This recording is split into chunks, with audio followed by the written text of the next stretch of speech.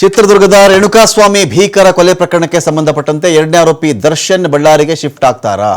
ದರ್ಶನ್ಗೆ ಹೆಚ್ಚುವರಿಯಾಗಿ ಬೆಡ್ ಮತ್ತು ದಿಂಬು ಇಲ್ಲಿ ಸಿಗುತ್ತಾ? ಒಟ್ಟು 5 ಅರ್ಜಿಗಳ ವಿಚಾರಣೆ ನಡೆಸಿರೋದು city civil court. Darshan Ballari ಜೈಲಿಗೆ ಶಿಫ್ಟ್ ವಿಚಾರ, ಹೆಚ್ಚುವರಿ ಬೆಡ್ ಮತ್ತು ದಿಂಬಿನ ವಿಚಾರ ಹಾಗೂ ಪವಿತ್ರ ಗೌಡ ಬೇಲ್ ಅರ್ಜಿ ವಿಚಾರಣೆ ನಡೆಸಿತು ಕೋರ್ಟ್ ಇವತ್ತು. ಕೊಲೆ ಪ್ರಕರಣದ A1 ಆರೋಪಿ ಪವಿತ್ರ ಗೌಡ ಇವರ ಅರ್ಜಿ ನನಗೆ ಬೇಲ್ ಬೇಕು ಅಂತ ಹಾಕೊಂಡಿದ್ರಲ್ಲ, ಬೇಲ್ ಕೊಡೋಕ್ಕಾಗಲ್ಲ ಅಂತ ಈ ಒಂದು ಜಾಮೀನು ಅರ್ಜಿಯನ್ನು ತಿರಸ್ಕರಿಸಲಾಗಿದೆ. ಇನ್ನು ದರ್ಶನ್ ಅರ್ಜಿ ವಿಚಾರಣೆ ನಾಳೆಗೆ ಮುಂದೂಡಿದೆ. ಇವತ್ತು ಕೂಡ ಸಾಕಷ್ಟು ವಾದ ಪ್ರತಿವಾದವನ್ನು ದರ್ಶನ್ ಪರಪ್ಪನಗ್ರಹಾರ ಜೈಲಿನ ಸೌಲಭ್ಯದ ವಿಚಾರ ಜೊತೆಗೆ ಬಳ್ಳಾರಿ ಜೈಲಿಗೆ ಸ್ಥಳಾಂತರ ಮಾಡತಕ್ಕಂಥ ವಿಚಾರಕ್ಕೆ ಸಂಬಂಧಪಟ್ಟಂತೆ ಕೋರ್ಟ್ ಆಲಿಸಿದೆ. ದರ್ಶನ್ ಪರ ವಕೀಲ ಸುನೀಲ್ ಅವರು ವಾದ ಮಾಡಿರೋದೇನು ಅಂದರೆ, ನೋಡಿ, ದರ್ಶನ್ಗೆ ಜೈಲಲ್ಲಿ ಸರಿಯಾದಂಥ ವ್ಯವಸ್ಥೆಯನ್ನು ಮಾಡಿಕೊಡ್ತಾ ಇಲ್ಲ. ಕಾನೂನಲ್ಲಿ ಅವಕಾಶ ಇದ್ದರೂ, ಕಾನೂನಲ್ಲಿ ಅವಕಾಶ ಇದೆ, ಅದಕ್ಕೆ ಜೈಲ್ ಮ್ಯಾನ್ಯುಯಲ್ ಪ್ರಕಾರವಾಗಿ ಒಂದಷ್ಟು ಸೌಲಭ್ಯಗಳು ವಿಚಾರಣಾಧೀನ ಖೈದಿಗಳಿಗೆ ಕೊಡಬೇಕು ಅಂತ ಇದ್ದರೂ ಕೂಡ ಆ ಸೌಲಭ್ಯವನ್ನು ಕೊಡ್ತಾ ಇಲ್ಲ. ನಾವೇನು ಹೆಚ್ಚುವರಿಯಾಗಿ ಕೇಳ್ತಾ ಇಲ್ಲ, ಎಕ್ಸ್ಟ್ರಾ ಸೌಲಭ್ಯಗಳು ಕೇಳ್ತಾ ಇಲ್ಲ. ಕಾನೂನಲ್ಲಿ ಏನಿದೆಯೋ ಅದನ್ನಷ್ಟೇ ನಾವು ಕೇಳ್ತಾ ಇದ್ದೀವಿ. ಜೈಲಲ್ಲಿ ಅಮಾನವೀಯವಾಗಿ ನಡೆಸಿಕೊಳ್ಳಲಾಗ್ತಾ ಇದೆ. ಕೋಣೆಗಳಿಗೆ ಶೂ ಹಾಕ್ಕೊಂಡೇ ಹೋಗ್ತಾರೆ, ಊಟವನ್ನು ದೂರದಿಂದ ಬಿಸಾಕ್ತಾರೆ. ಜೈಲಲ್ಲಿ ಶೂ ಹಾಕ್ಕೊಂಡು ಹೋದರೆ ಶೂ ಬಿಚ್ಚಿಸ್ತಾ ಇದ್ದಾರೆ. ಕಾಂಡಿಮೆಂಟ್ಸ್ಗೆ ಕೊಡಲಿಕ್ಕೆ ಹಣ ಕೊಡೋಕ್ಕೂ ಬಿಡ್ತಾ ಇಲ್ಲ. ಪ್ರತಿಯೊಂದಕ್ಕೂ ಕೋರ್ಟ್ನಿಂದ ಬರ್ಸ್ಕೊಂಡು ಬನ್ನಿ ಅಂತ ಹೇಳ್ತಾ ಇದ್ದಾರೆ. ಪ್ರತಿಯೊಂದಕ್ಕೂ ಪೇಜುಗಟ್ಟಲೆ ಬರೋಕ್ಕಾಗತ್ತಾ ನಾವು?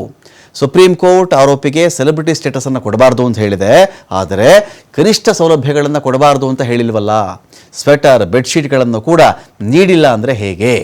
ಇನ್ನು ದರ್ಶನ್ ಪರವಾಗಿ ಸಂದೇಶ್ ಚೌಟ ವಾದ ಮಾಡಿರೋದು, ಜೈಲು ಅಧಿಕಾರಿಗಳಿಗೆ ವಿಚಾರಣಾಧೀನ ಖೈದಿಗಳ ಶಿಫ್ಟ್ಗೆ ಅವಕಾಶ ಇಲ್ಲ.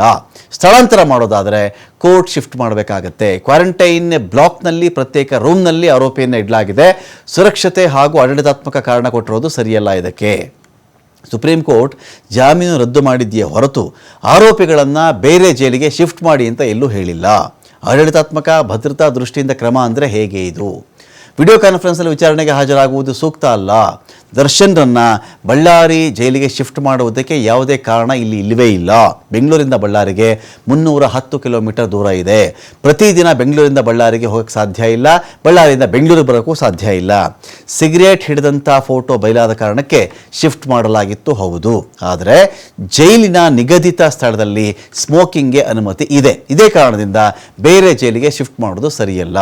ಇನ್ನು ಪ್ರಸನ್ನ ಕುಮಾರ್ ಅವರು, ರೇಣುಕಾಸ್ವಾಮಿ ಪರವಾಗಿರ್ತಕ್ಕಂಥ ವಕೀಲರಿದ್ದಾರಲ್ಲ, SPP ಪ್ರಸನ್ನ ಕುಮಾರ್ ಅವರು, ಅವ್ರ ವಾದ ಏನು ಅಂದರೆ, ನೋಡಿ, ಹಿಂದೆ ಆರೋಪಿಗಳು ಶಿಸ್ತನ್ನು ಇಲ್ಲಿ ಪಾಲಿಸಿಲ್ಲ. ಭದ್ರತಾ ದೃಷ್ಟಿಯಿಂದ ಬೇರೆ ಜೈಲಿಗೆ ಶಿಫ್ಟ್ ಮಾಡಬೇಕು. ಆಡಳಿತಾತ್ಮಕ ದೃಷ್ಟಿಯಿಂದ ಜೈಲಧಿಕಾರಿಗಳಿಗೆ ಅವಕಾಶ ಇದೆ. ಜೈಲಿನ ಮ್ಯಾನ್ಯುಯಲ್ನಲ್ಲಿ ಈ ಬಗ್ಗೆ ಸ್ಪಷ್ಟವಾಗಿ ಉಲ್ಲೇಖ ಮಾಡಲಾಗಿದೆ. ವಕೀಲರು ಕುಟುಂಬಸ್ಥರನ್ನ ವಿಡಿಯೋ ಕಾನ್ಫರೆನ್ಸ್ ಮೂಲಕ ಭೇಟಿ ಮಾಡಬಹುದು. ಆರೋಪಿ ಬಲಾಢ್ಯ ಹಾಗೂ ರಾಜಕಾರಣಿಗಳ ಸಂಪರ್ಕದಲ್ಲಿರುವಾತ. ಜೈಲಲ್ಲಿಯೂ ಆತ ಐಷಾರಾಮಿ ಬದುಕಬೇಕು ಅಂತ ಇಚ್ಛೆ ಪಡ್ತಾ ಇದ್ದಾನೆ. ಪ್ರಭಾವದ ಮೂಲಕ ಈಗಾಗಲೇ ಜೈಲಧಿಕಾರಿಗಳನ್ನು ಬಳಸಿಕೊಂಡಿದ್ದಾನೆ. ಸುಪ್ರೀಂ ಕೋರ್ಟ್ ಆದೇಶದಲ್ಲಿ ಯಾರೂ ಕಾನೂನಿಗಿಂತ ಹೆಚ್ಚು ಅಲ್ಲ ಅಂತ ಹೇಳಿದೆ. ವಿಡಿಯೋ ಕಾನ್ಫರೆನ್ಸ್ನಲ್ಲೇ ಚಾರ್ಜನ್ನು ಫ್ರೇಮ್ ಮಾಡಬಹುದು, ವಿಚಾರಣೆ ಕೂಡ ಮಾಡಬಹುದು.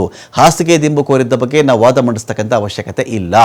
ಆರೋಪಿಗಳು ಕೋರ್ಟ್ ಅಧೀನದಲ್ಲಿ ಇದ್ದಾರೆ. ಕೋರ್ಟ್ ಆದೇಶವನ್ನು ಮಾಡಬೇಕಾಗತ್ತೆ.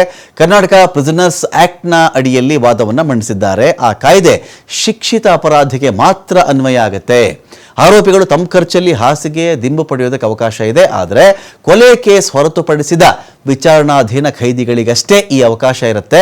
ಮರ್ಡರ್ ಕೇಸಲ್ಲಿ ಆರೋಪಿಯಾಗಿ ಬಂದಿರುವವರಿಗೆ ಯಾವ ನಿಯಮಗಳು ಅನ್ವಯ ಆಗಲ್ಲ. ಸಿಗರೇಟ್ ಸೇದುವುದಕ್ಕೆ ಪ್ರಿಸನ್ ಮ್ಯಾನ್ಯುವಲ್ ಅಪ್ಲೈ ಆಗುತ್ತೆ ಅಂತ ಹೇಳ್ತಾರೆ, ಆದರೆ ಬೇರೆ ಜೈಲಿಗೆ ವರ್ಗಾವಣೆ ಆಗಲ್ಲ ಅಂತ ಹೇಳ್ತಾರೆ. ಕಾನೂನಲ್ಲಿ ಅವಕಾಶ ಇರೋದನ್ನು ಬಳಕೆ ಮಾಡಲ್ಲ ಅಂದರೆ ಹೇಗೆ ಅಂತ SPP ವಾದವನ್ನು ಮಂಡಿಸಿದ್ದಾರೆ.